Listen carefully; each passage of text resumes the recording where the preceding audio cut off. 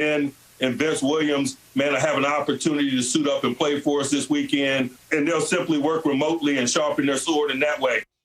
So what do you think about that, fella? Sharpen their sword, big coaching cliche. Obviously here, if this game, for whatever reason, were to not be played, and remember, games have been moved around the NFL schedule. They've been postponed. They've been moved a day here, a day there, but no game has actually been canceled at this point. So that's important to keep in mind. But it could happen at any point, which is why the NFL is thinking about expanding the playoff field. So, Jay, to your point, the Steelers are on track they're trying to go 16-0. But if this game doesn't happen and they go 15-0 and another team goes 15-1 and suddenly we're not playing the same amount of games, what do you think about that? And what do you think about a team that could be on the doorstep of history at 16-0 but might not get the chance to get there? Well, if hypothetically, if that scenario were to occur and they become 15-0, people can't remember what they did yesterday. You think people are going to remember the fact that Pittsburgh didn't play the Cincinnati Bengals, a team that is last in their division? They're 2-5. I love seeing the Bengals play. I love Joe Burrow. I think what they have is something special there for the future.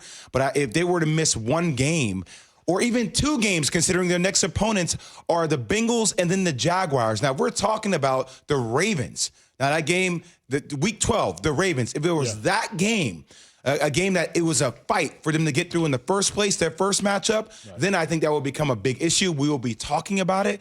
But with the Bengals, come on, man. If they were to miss that game, we wouldn't be talking about it if they were still 15-0. Real quick, Bart, to Jay's point, the one thing about the Ravens, you mentioned that as a hypothetical because they're just a higher brow opponent than the Cincinnati Bengals. But remember, that game is scheduled to be played on Thanksgiving, and the league is going to make sure they have a prime time Thanksgiving game. A little over a decade now, they've been playing a third game on Thanksgiving in prime time in front of the country. That's thanks to my Detroit Lions. Yes. The games always stink. Right, Detroit and Dallas. You know what, let's get somebody something after a night game. And but to your point, Bart, real quick, I just wanted to mention that game is scheduled to be the night game, right? So somebody would have to be moved to a short week. If that game is on a Thursday, and for whatever reason, to Jay's point, that one can't be played, they would have to slide a game in there, and that would be unfair to a team to make them play on 4 days rest when they're not expecting to play on 4 days rest. Yeah, I think if that was to happen, you would just cancel the game. You would have two primetime games. You would owe the network a game. But, listen to Mike Tomlin. It tells you why leadership matters, right? Because no matter what he says, I just have conviction that it's going to be okay, that there's no situation that's too big or too small for him. I feel like he's a guy that's really about the details. And listen, Big Ben has been hurt often, and most great players don't practice during the week, especially when you get later into November, December anyway. They kind of let the backup handle it. Nobody wants to see Mason Rudolph play, but I think that the Bengals, every time I think about it, I remember him like when they took the face mask off, man, like take my helmet off, man. Don't take my face mask off. He looking like Evel Knievel little cousin and stuff, man. That's a meme that'll never die.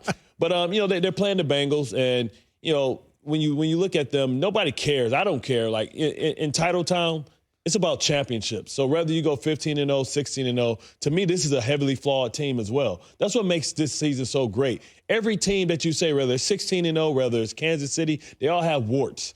And it's all about who's going to be able to play. And the thing the curveball that you can't account for is COVID.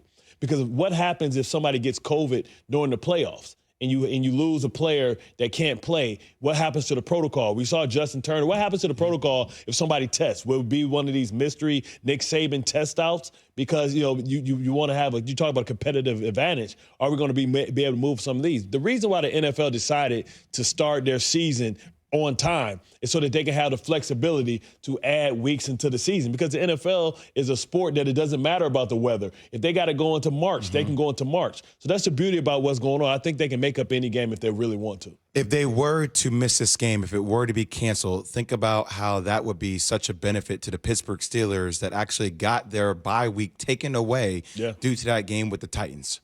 Indeed. Right? So this might be the rest. If it did happen, this might be the rest that Big Ben, a guy who is injury prone, might need in order to help them get through to a longer season. Fair enough. Straight Talk Wireless, no contract, no compromise. Our NFL insider, Jeremy Fowler, with much more inside the Steelers organization, how they're handling the week. He knows the organization well. Plus, the Cowboys and what they might do with their high draft pick. He's on the way on the Shell Pennzoil Performance Line in 15 minutes.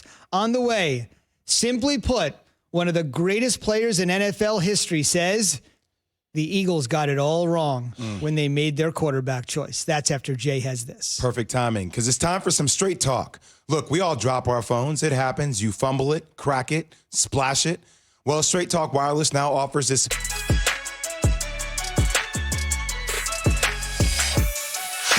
up, Gilbert fires over the middle for the end zone. It's broken up, incomplete. And the game is over, and the Pittsburgh Steelers, for the first time in the history of their franchise, are 8-0. That's one of the crazier stats I've heard. It's not easy to go 8-0. I'm not saying that that's something we should blush over. But considering the Steelers won 4 championships in the 1970s, they won a championship with Bill Cowher, they won a championship with Mike Tomlin, who we're just about to hear from. It is notable one of the legendary squads in NFL history is now at an unprecedented point in its history at 8-0 for the first time ever. Keyshawn, J. Will, Zubin, presented by Progressive Insurance. Our man Bart Scott in for Key. Hopefully we'll have Key back tomorrow. It's like 2-a-days here for Bart. I thought they eliminated those. You got this radio show and your own radio show in New York coming up later today. Hey, the more you can do. That's all you got to say. Bart chill, Bart cool. I got no Bart life, kicking man. I got no life, bro. It's all good. Man. So that means be ready for tomorrow, too, Justin. You put it out. You got no life, so you got no excuse to tell us you can't be here tomorrow. Hey, Key, put that ace bandage on there, man. Put the foot up, man. It's all good. I got you, bro. Key gonna come back in the studio like Paul Pierce in the wheelchair. Just laid out with T.O. glasses on. Footprints.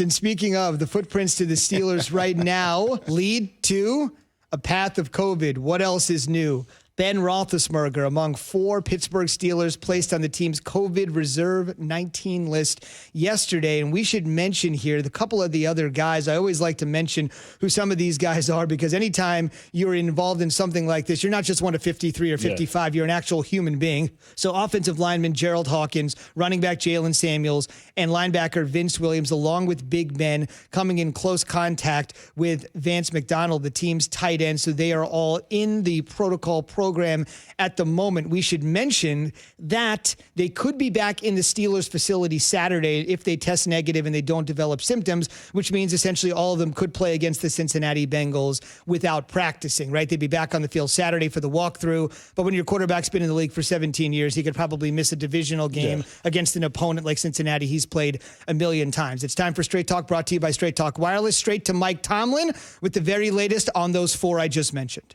It is our desire to participate wholly in the procedure. Those guys will be working remotely throughout the week and testing daily. As long as their tests come back negative, we believe that all 4 guys have an opportunity to be made available to us on Saturday. Some of the guys have more experience than others, and so we'll lean on that experience. Guys like Ben and Vince Williams, man, I have an